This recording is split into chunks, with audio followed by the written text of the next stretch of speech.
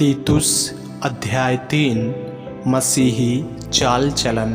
लोगों को सुधि दिला कि हकीमों और अधिकारियों के अधीन रहें और उनकी आज्ञा मानें और हर एक अच्छे काम के लिए तैयार रहें। किसी को बदनाम ना करें, झगड़ालू ना हो, पर कोमल स्वभाव के हो और सब मनुष्यों के साथ बड़ी नम्रता के साथ रहें, क्योंकि हम भी पहले निर्बुद्धि और आज्ञा ना मानने वाले और भ्रम में पड़े हुए और विभिन्न प्रकार की अभिलाषाओं और सुख विलास के दासवत में थे और बैर भाव और डाह करने में जीवन व्यतीत करते थे और घृणित थे और एक दूसरे से बैर रखते थे।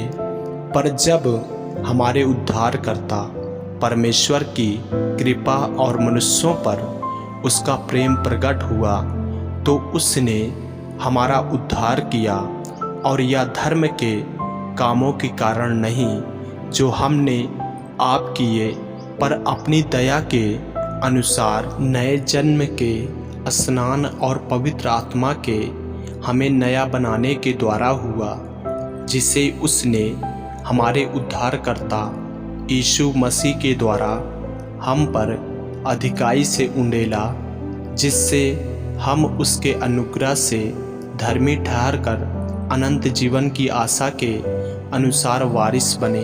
यह बात सच है और मैं चाहता हूँ कि तू इन बातों के विषय में दृढ़ता से बोले, इसलिए कि जिन्होंने परमेश्वर पर विश्वास किया है वे भले भले कामों में लगे रहने का ध्यान रखें। ये बातें भली और मनुष्यों के लाभ की है, पर मूर्खता के विवादों और वंशावलियों और विरोध और झगड़ों से जो व्यवस्था के विषय में हो बचा रहा, क्योंकि वे निष्फल और व्यर्थ हैं। किसी पाखंडी को एक दो बार समझा बुझाकर उससे अलग रहा, यह जानकर कि ऐसा मनुष्य भटक गया है और अपने आप को दोषी ठहराकर पाप करता रहता है।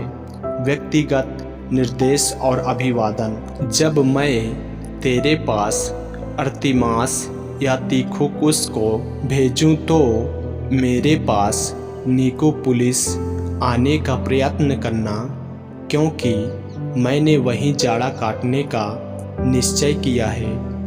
जेनास व्यवस्थापक और अपुल्लोस को यत्न करके आगे पहुंचा दे और देख कि उन्हें किसी वस्तु की घटी न होने पाए।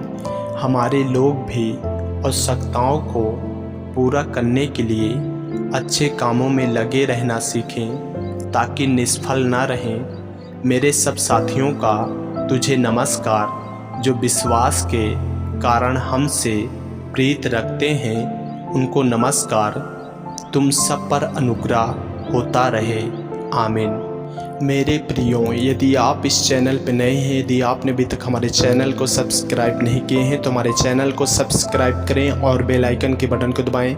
और यदि आप हमारे फेसबुक पेज पर नए हैं, तो हमारे पवित्र बाइबल को फॉलो करें, लाइक करें, ताकि परमेश्वर का वचन रोजाना आप तक पहुंच सके। जय मसीह की। प्रभु आपको आशीष दे।